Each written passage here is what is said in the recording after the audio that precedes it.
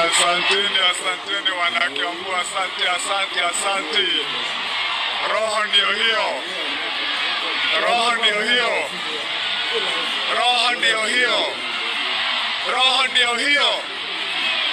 Kazi ndio hiyo.